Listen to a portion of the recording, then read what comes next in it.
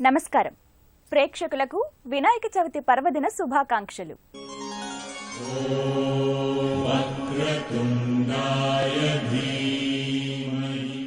బలం, ఆనందం, జ్ఞానం, ఐశ్వర్యం ఈ నాలుగింటి ఏకీకృత స్వరూపమే గణపతి.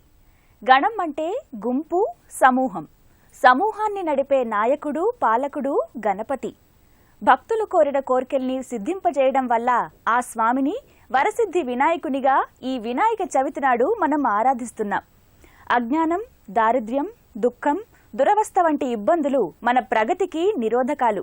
వాటినే లౌకికంగా విఘ్నాలుగా వ్యవహరిస్తాం. ఆ విఘ్నాల్ని నివారించి శుభలాభాల్ని, క్షేమ విజయాల్ని అందించే దైవం విఘ్నేశ్వరుడు. అలాంటి గణేశ్వరుడు 108 రూపాలలో అభివ్యక్తమయ్యాడని పురాణాలు విశ్లేషిస్తున్నాయి. అయితే ఆ 108 రూపాలలో 8 రూపాలు అత్యంత ప్రధానమైనవి. ఈ స్వరూపాన్ని అష్టగణపతులుగా వ్యవహరిస్తారు. ఈ రూపాల ప్రాధాన్యం, ప్రశస్తి, ఆరాధన ఫలితాలు, విశేషాల్ని ఈ ప్రత్యేక కార్యక్రమంలో అవలోకిద్దాం.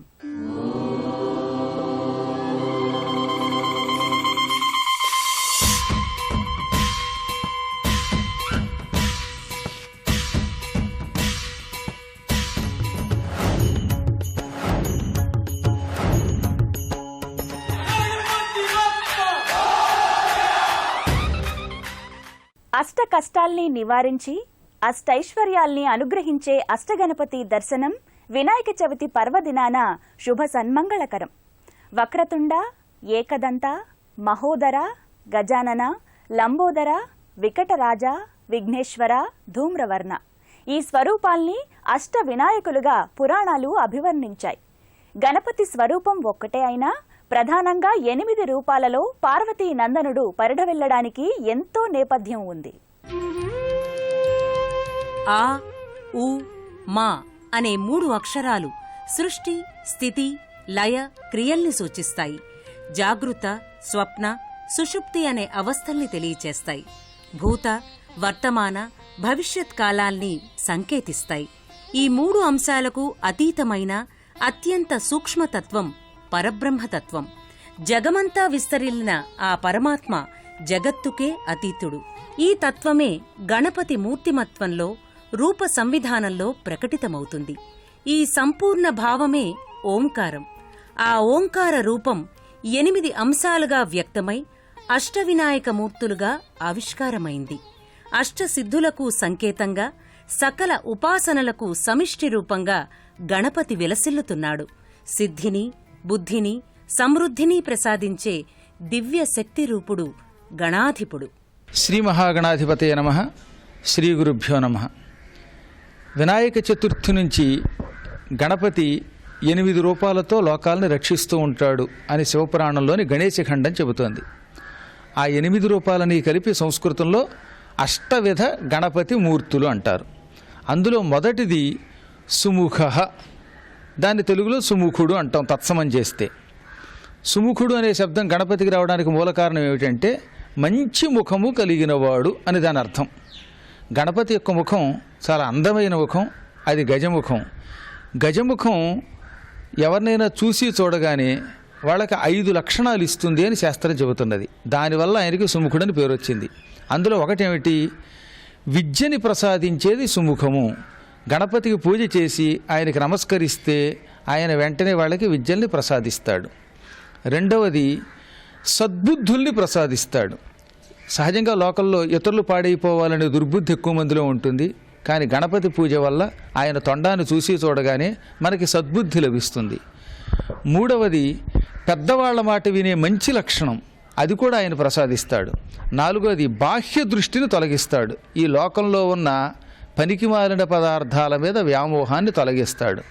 ఐదవది ఎప్పుడు ఎవరు ఎలా పలకరించినా, ఎంత కోపంగా తిట్టినా ఆయన మాత్రం ప్రసన్నుడై చిరునవ్వుతోనే దర్శనమిస్తాడు. సహజంగా లోకంలో ఎవరైనా మన తిట్టగానే మనకి వాళ్ళ మీద కోపం పెరిగిపోతుంది. ఒకడు సొంట అంటే వీడు 10 సార్లు సొంట అంటాడు. కానీ గణపతి అలా కాకుండా ఎవరు తిట్టినా చిరునవ్వుతోటి ఉంటాడు. ఈ 5 మనకి ప్రసాదిస్తాడు కనుక ఆయన్ని సుముఖుడు అన్నారు. అంటే సుముఖ అనే ఒక్క శబ్దంలో ఆ ఒక్క విఘ్నేశ్వరుడి యొక్క రూపంలో మనకు 5 లక్షణాలు ఉన్నాయన్నమాట. ఒకటేమిటనమాట, విద్యలని ప్రసాదించుట. రెండవది అందరినీ చిరునవ్వుతో పలకరించడం. మూడవది సద్బుద్ధుల్నివ్వడం. నాలుగవది బాహ్య దృష్టి లేకుండా చెయ్యడం. ఐదవది పెద్దవాళ్ల మాటలు శ్రద్ధగా వినడం. ఈ 5 ఇచ్చే కారణం చేత విఘ్నేశ్వరుడు సుముఖుడు అనే పేరుతో అష్టవిధమూర్తుల్లో మొదటి మూర్తి అయ్యాడు. అష్టమూర్తులలో వక్రతుండ రూపం మొదటిది. వక్రతల్ని తొలగించి సక్రమంగా వ్యవహారాల్ని కొనసాగింపచేయటానికి వక్రతుండ స్వామి సహకరిస్తాడు. పనుల్ని సవ్యంగా సాగనివ్వని విఘ్నాలే వక్రాలు.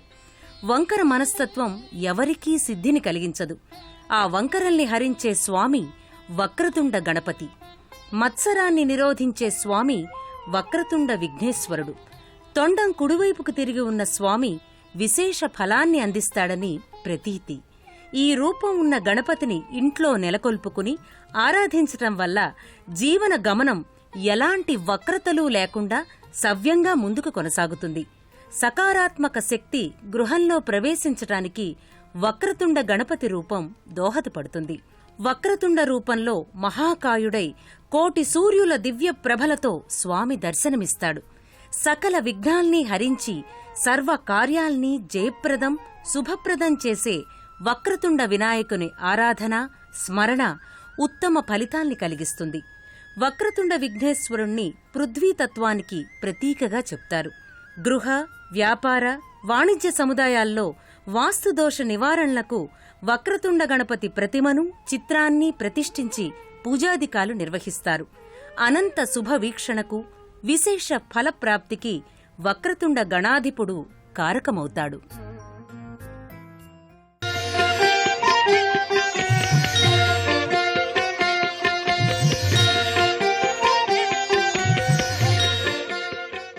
గణపతికి ఏకదంతం ఉంటుంది. ఏకాత్మ భావనకు సృష్టి అంతా ఏకేశ్వరోపాసన ద్వారా కొనసాగుతుందనే మార్మిక సందేశాన్ని చాటి చెప్పడానికి స్వామి ఏకదంత రూపునిగా ఆవిష్కారమయ్యాడు. ఏకదంతాయ విద్మహే వక్రతుండాయ ధీమహి తన్నో దంతిః ప్రచోదయాత్ అనేది ఏకదంతుని గాయత్రీ మంత్రం. వినాయక చవితి నాడు ఏకదంతుని స్మరణ ఆరాధన విశేష ఫలితాల్ని అందిస్తుంది. వినాయకుని ద్వితీయ అద్వితీయ స్వరూపం ఏకదంత రూపం. ఏకదంతుడు అంటే అర్థం ఏంటి? పైకి ఏనుగు దంతాల్లో ఒక్కదంతం కలిగిన వాడని ఒక అర్థం. కానీ నిజానికి ఒక్కదంతం అని కాకుండా ఒక్క మాట తప్ప రెండో మాట పలకని వాడిని ఏకదంతుడు అంటారు. అనగా గణపతి ఒక్కసారి మాట ఇచ్చాడంటే అటు సూర్యుడు ఇటు పడిచినా సరే మాట తప్పడు. ఏకదంతుడు అనేది అంతరార్థంలో మాట తప్పని వాడికి వాడతాం. ఇంకొక కారణం చేత కూడా ఆయన ఏకదంతుడు అయ్యాడు. ఒకనొకప్పుడు వేదవ్యాస మహర్షి మహాభారతం రాయాలనుకున్నాడు. ఆయన శ్లోకం చెబుతూ ఉంటే రాసి పెట్టేవాడు ఒకటి కావలసి వచ్చాడు. అందుకని గణపతిని ప్రార్థిస్తే అప్పుడు గణపతి తన దంతం ఒకటి విరగ్గొట్టి దానితోటి కలముతో రాసినట్టుగా తాళపత్రాల మీద వ్యాసుడు చెప్పిన మహాభారత శ్లోకాలు 1,07,281 శ్లోకాలు రాశాడు. అప్పటి నుంచి కూడా ఏకదంతుడయ్యాడు. అంటే ఏకదంత శబ్దానికి మాట తిరగనివాడని ఒక అర్థం. చక్కని గుండ్రమైన రాతతో అక్షరాలు రాసి పెట్టేవాడని అర్థం. వాళ్ళ రాత తగ్గిపోతుంది, మనకి రాత కూడా బాగుండాలి అని దీనికి అంతరార్థం. మరొకటి ఏకదంతము అంటే పూర్వం మూషకుడు అనే ఒక రాక్షసుని సంహరించడానికి ఒక దంతం పీకి వాడి మీదకి విసిరాడు విఘ్నేశ్వరుడు. దీని అంతరార్థం ఏంటనమాట? ఎవరైనా ఇతరుల సొమ్ముని పోగు చేసుకుని దాచాలనుకుంటే అలాంటి అక్రమం చేసేవాళ్ళని శిక్షించేవాడని అర్థం. ఈ 3 లక్షణాల చేత ఆయన అష్టవిధమూర్తులలో ఏకదంతుడు అని మరొక పేరు కూడా పొందాడు. ఏక అంటే ప్రధానం, దంత అంటే బలం. గణపతి ప్రధానమైన బలస్వరూపుడు, అనంత శక్తి సంధాత. ఏకదంతం శివశక్తుల ఏకత్వానికి ప్రతీక. ఏక అనే పదం మాయను సూచిస్తుంది. దంత శబ్దం అధికారాన్ని సంకేతిస్తుంది. సమస్త గణాల్ని అంటే లోకాల్ని ముందుకు నడిపే ఏకాధికారం గల దైవం గణపతి. అదే ఏకదంత స్వరూపుని ప్రధాన మూర్తిమత్వం. ఏకదంత వినాయకుడు అత్యంత శుభవీక్షణ ప్రదాత. ఆదాయ ధనవృద్ధికి ఏకదంత స్వామిని ఆరాధన చెయ్యాలి. గృహక్లేశాల నివారణకు, సుఖశాంతుల సమృద్ధికి ఏకదంత గణపతిని ఆరాధించాలని వేదం వివరించింది. కుటుంబ సభ్యుల మధ్య సద్భావన పెంపొందడానికి, వ్యక్తులలో బుద్ధి వికాసం ఏర్పడడానికి ఏకదంతుణ్ణి స్మరించాలి అని ముద్గల పురాణం పేర్కొంది. మనుష్యులలో మదం అనే అవలక్షణాన్ని తొలగించుకోటానికి ఈ ఏకదంత గణపతి ఆరాధన ఉపకరిస్తుంది. ఏకదంతం చతుర్బాహుం గజవక్త్రం మహోదరం అంటూ ఈ స్వామిని ప్రార్థించాలి.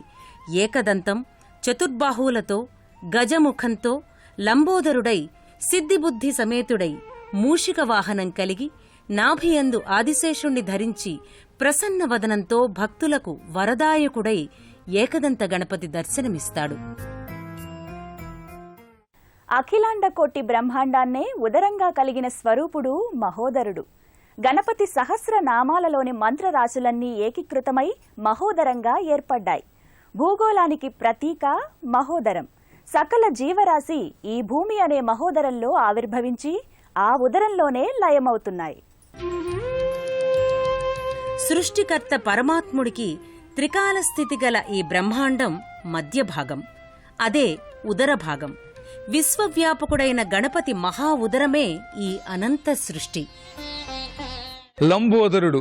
లంబ అంటే పెద్ద అని అర్థం, పొడవైన పెద్ద అని అర్థం. ఉదరము అంటే కడుపు. లంబోదరుడు అంటే పెద్ద కడుపు కలిగిన వాడు, పొడుగైన కడుపు కలిగిన వాడు. సహజంగా లోకంలో ఎక్కువ మంది తిండి తిని సరిగ్గా పనిచేయక అజీర్ణంతో కూడిన బొజ్జలు పెంచుకుంటారు. కానీ విఘ్నేశ్వరుడు అలా కాకుండా ఈ బ్రహ్మాండములన్నీ నా కడుపులో పెట్టుకున్నాను, బ్రహ్మాండ భాండ ఉదరం ఇది అనగా నా కడుపులో సమస్త లోకాలు ఉన్నాయి. భూగోళం ఎలా అయితే గుండ్రంగా ఉంటుందో అలాగే సమస్త గోళాలు కూడా గుండ్రంగా ఉంటాయి. ఆ గుండ్రని గోళాలు నా కడుపులో ఉన్నాయని లోకానికి చెప్పడం కోసం లంబోదరుడయ్యాడు. అనేక విద్యలు కడుపులో ఉన్నాయని చెప్పడం కోసం కూడా ఆయన లంబోదరుడయ్యాడు. లంబోదర శబ్దానికి సమస్త లోకములను ఉదరమునందు కలిగిన వాడని ఒక అర్థం, సద్విద్యలన్నిటినీ కూడా కడుపులో ధరించినవాడు అని మరొక అర్థం అన్నమాట. అగ్ని జలతత్వాల సమన్వయ స్వరూపం మహోదరం. మహోదరం మహాగ్రజం అంటారు. పెద్దనవలే మన సాధక బాధకాల్ని నివారించే దైవం మహోదరుడు. బాహ్యంగా మహోదరమై విలక్షణంగా గోచరమయ్యే స్వామి ఉదరానికి ఎన్నో సంకేతార్థాలు, ఆంతర్యాలు ఉన్నాయి. దృష్టిదోష నివారణకు, దుష్టశక్తుల బాధా నివారణకు, ప్రతికూల శక్తుల్ని అనుకూలింపచేసుకోవడానికి మహోదర గణపతి సహకరిస్తాడు. శివుని మూడో కంటి వల్ల భస్మీపటలమైన కాముడు అదృశ్య రూపునిగా ఈ మహోదరుణ్ణి ఉపాసించాడు. భస్మమైన శరీరానికి తిరిగి రూపం ఇవ్వడం సాధ్యం కాదని ద్వాపరయుగంలో శ్రీకృష్ణుని కుమారుడు ప్రద్యుమ్నునిగా అవతరించే భాగ్యాన్ని కాముడికి మహోదరుడైన గణపతి ప్రసాదించాడు. మహోదర వినాయకుని ఆరాధన వల్ల సకల కామ్యములు నెరవేరుతాయి. గజాననం భూత గణాధి సేవితం అని గణపతిని కీర్తించారు. గజముఖ వదనుడైన గణపతిని సకల భూతగణాలు నిరంతరం సేవిస్తాయి. గణపతి రూపాలలో ప్రసిద్ధమైనది, ప్రాముఖ్యమైన ఆకృతి కలిగినది గజానన స్వరూపం. ఒకప్పుడు లలితాదేవి శివుణ్ణి చూసి చిరునవ్వు నవ్వింది. ఆ మందస్మితానికి చిహ్నంగా పరాశక్తి ప్రేమగా నవ్వినప్పుడు గణపతి ఉద్భవించాడని బ్రహ్మాండ పురాణంలోని లలితా చరిత్ర వివరించింది. పరమేశ్వర శక్తి పరిపూర్ణ ప్రసన్నభావమే విఘ్నేశ్వరుడు. హాస్య రసాధీసుడు, ఆనందదాయకుడు, సంతోషకారకుడు గణనాథుడు. జ్ఞానం, ఆనందం, ఐశ్వర్య బలాలు ప్రసాదించే రూపం గజానన స్వరూపం. యజ్ఞత్వాన్ని, బ్రహ్మజ్ఞానాన్ని, జ్ఞాన సాధనను గజాననుడు అనుగ్రహిస్తాడు. లోభాసురుడు అనే ప్రతికూల శక్తిని జయించి ఎల్ల లోకాలకు క్షేమ సౌఖ్యాల్ని, ధనవృష్టిని అనుగ్రహించే గణపతి అష్టమూర్తి స్వరూపం గజాననం. బలానికి ఏనుగు ప్రతీక అని చెప్పటం శాస్త్రాల్లో స్పష్టంగా కనిపిస్తుంది. అష్టగణపతి దర్శనం ప్రత్యేక కార్యక్రమానికి తిరిగి స్వాగతం.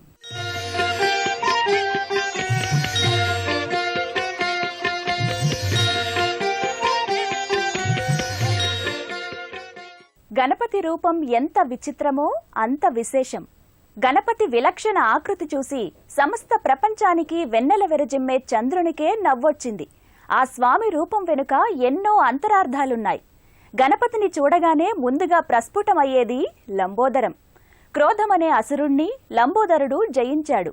లంబోదరుని ఉపాసన ద్వారా క్రోధం అంతమవుతుందని పరమేశ్వరుడు వరమిచ్చాడంటారు.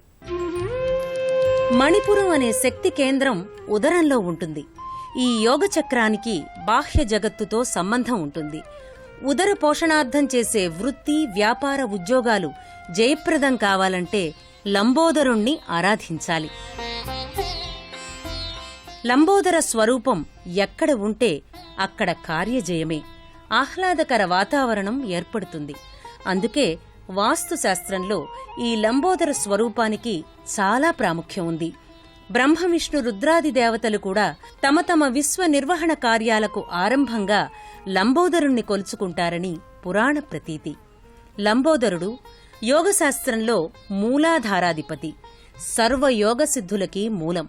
వేద విజ్ఞానానికి లంబోదరుడు అధిపతి. సమస్త వేద వాంగ్మయమే రాశీకృతమై లంబోదరంగా వ్యాపించిందంటారు.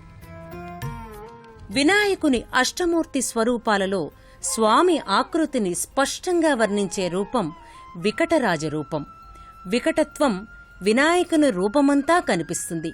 బాహ్యంగా పరిశీలిస్తే అది వికటత్వమే, కాని ఆ వికటత్వమే అసలైన విశేషత్వం. వికటుడు అంటే ఏ పరిస్థితులలోనూ కూడా అసహ్యము లేనివాడు. ఈ సృష్టిలో ప్రతి వ్యక్తి ఎప్పుడో ఒకప్పుడు ఏదో ఒక తప్పు చేస్తూనే ఉంటాడు. అలా తప్పు చేసిన వాళ్ళని చూడగానే మనకి వారి మీద అసహ్యం కలుగుతుంది, ద్వేషం కలుగుతుంది. లోకంలో అపకారం చేసిన వాడు నాశనం అయిపోవాలని కోరుకునే వాళ్ళు ఎక్కువ ఉంటారు. కానీ విఘ్నేశ్వరుడు అలా కాకుండా తనకు అపచారం చేసిన వాళ్ళని, తన విగ్రహాలని పగలగొట్టేవాళ్ళని, తన ఆలయాలను ధ్వంసం చేసేవాళ్ళని అందరినీ తన బిడ్డలుగానే భావించి వీళ్ళంతా మా పిల్లలు తనితే ఇందులో పెద్ద దోషమేమున్నది అనుకుంటాట. సహజంగా తల్లిని చంటి పిల్లవాడు ఏదో నెలల పాపగా ఉన్నప్పుడు ఎత్తుకున్నప్పుడు కాలితో తన్నితే ఆ తల్లికి ఎంత ఆనందం కలుగుతుంది. అలాగే మనం ఆయనకి ఏదైనా అపరాధం చేసినా, దోషం చేసినా ఆయనకు ఆనందమే తప్ప బాధ కలగదు. అందుకని కూడా ఆయనని వికటుడు అన్నారు. ఏ అసహ్యము, రాగద్వేషము లేకుండా సకల ప్రాణులను ప్రేమించేవాడు. సర్వసమర్థుడు, సర్వాత్ముడు, సర్వధర్మ రక్షకుడు విఘ్నేశ్వరుడు. సిద్ధి బుద్ధిల్ని కోరేవారికి కార్యసిద్ధి, జ్ఞానబుద్ధి ప్రసాదించే కరుణాంతరంగుడు వినాయకుడు. గణపతి తన అనుగ్రహ కారకత్వాన్ని ఈ విఘ్నేశ్వర రూపంలో సంపూర్ణంగా ప్రకటిస్తాడు. గణేశ అష్టస్వరూపాలలో విఘ్న నివారకునిగా, జయదాయకునిగా స్వామి ఈ రూప సంవిధానంలో ఆవిష్కారమవుతాడు. ఆ పరంపరలోనిదే వినాయకుని అష్టమ స్వరూపం ధూమ్రవర్ణ గణపతి ఆకృతి. కమల పుష్పాన్ని ధరించి వికసిత హృదయానికి చిహ్నంగా భాసిల్లే గణపతి రూపం విఘ్నరాజమూర్తి రూపం. కమల పుష్పం సంపూర్ణ సమగ్ర వికాసానికి సూచిక.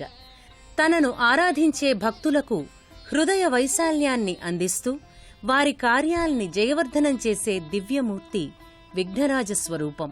విఘ్నములకు అధిపతి. ఈ లోకాలలో మనం చేసేటటువంటి ప్రతి పనిని ఏదో ఒక శక్తి అడ్డం కొట్టి దానిని పాడు చేస్తూనే ఉంటుంది. మనం మంచి పని తలపెడితే మరిన్ని విఘ్నాలు ఉంటాయి. అందుకే శ్రేయాంసి బహువిఘ్న అని, మంచి పనులకు విఘ్నములు ఎక్కువ అని సామెత. అలాంటి విఘ్నములన్నిటికీ అధిపతి విఘ్నేశ్వరుడు. విఘ్నాలు ఆయన చేతిలో ఉంటాయి గనక, ఆయన చెప్పిన మాట వింటాయి గనక మంచి పనులకు ఆటంకం లేకుండా చేస్తాడు. ఇవాళ మన దేశం చాలా క్లిష్ట పరిస్థితుల్లో ఉంది కనుక ఓ పక్కన విదేశీయులు అందరూ కలిసి దాడి చేయాలనుకుంటున్నారు. ఎంతోమంది ఇక్కడున్న సొమ్మంతా అపహరించాలనుకుంటున్నారు. మనలో మనకి ఈ మధ్యన ఐకమత్యం కూడా తగ్గుతోంది. ఇవన్నీ విఘ్నములు. విఘ్నేశ్వరుడు విఘ్నరాజు అనే పేరుతో ప్రజలందరి మధ్య ఐకమత్యం ఇచ్చి, కులాల మధ్య, మతాల మధ్య చిచ్చు లేకుండా అందరినీ ఒకటిగా కలిపి తర్వాత విదేశాల నుంచి ఏ విధమైనటువంటి ఇబ్బంది లేకుండా చేస్తాడు. అందువల్ల ఆయన్ని విఘ్నరాజు అన్నారు. ఏమైనా పనులు ఆటంకము లేకుండా అవి సక్రమంగా సాగేలా చేసేటటువంటి మూర్తి విఘ్నరాజమూర్తి. విఘ్నరాజ స్వరూపం విశేషమైనది. తన చేతిలోని కమలం యొక్క పరిమళంతో రాక్షస సమూహాన్ని గణపతి సమ్మోహితుల్ని చేశాడు. కమల పుష్పంపై ఆసీనుడై కమలాన్ని చేతబూలిన గణపతి మూర్తిని గృహంలో నెలకొల్పటం వల్ల గృహశాంతి ఏర్పడుతుంది. ఈ స్వరూపం శక్తిని ఉత్పన్నం చేసే సమర్థత కలిగి ఉంటుంది. ప్రతికూల శక్తుల్ని, ఆలోచనల్ని నిలువరిస్తుంది. హృదయ బలం, ఆత్మవిశ్వాసం పెంచి విఘ్నహరణం చేసే శక్తిమూర్తి విఘ్నరాజ స్వరూపం. సూర్యుని తుమ్ము నుంచి జన్మించిన విలక్షణ రూపధారి ధూమ్రవర్ణ గణపతి. సూర్యుడు, భూమి, చంద్రుడు ఒకే విశేష రేఖలో వచ్చినప్పుడు గోచరమయ్యే రాహుగ్రహం కూడా ధూమ్రవర్ణంలో ఉంటుంది. గణేశుని ఈ ధూమ్రవర్ణ స్వరూపం రాహుకేతుగ్రహాల శాంతికి, సూర్యకాంతి వృద్ధికి దోహదపడుతుంది. ఈ వినాయక చవితి శుభవేళ స్వామి ఆరాధన సర్వ ఫలదాయకం. భిన్న గతులతో మసలే గణాల్ని సమన్వయపరిచే ఏకసూత్ర స్వరూపుడు మహాగణపతి. ఆ గణపతి ఆరాధనం లోక కళ్యాణకారకం. అష్టమూర్తులతో మహాగణేశుడు ఆవిష్కారమై తన అవతారతత్వాన్ని విశేషంగా ప్రకటించాడు. ఆ స్వామి కృప వలన మనమందరం నిరంతరం సుభిక్షకరంగా ఉండాలి. ఆనందదాయకంగా మన జీవన సంవిధానాన్ని కొనసాగించాలి. మరోసారి వినాయక చవితి శుభాకాంక్షలతో నమస్కారం.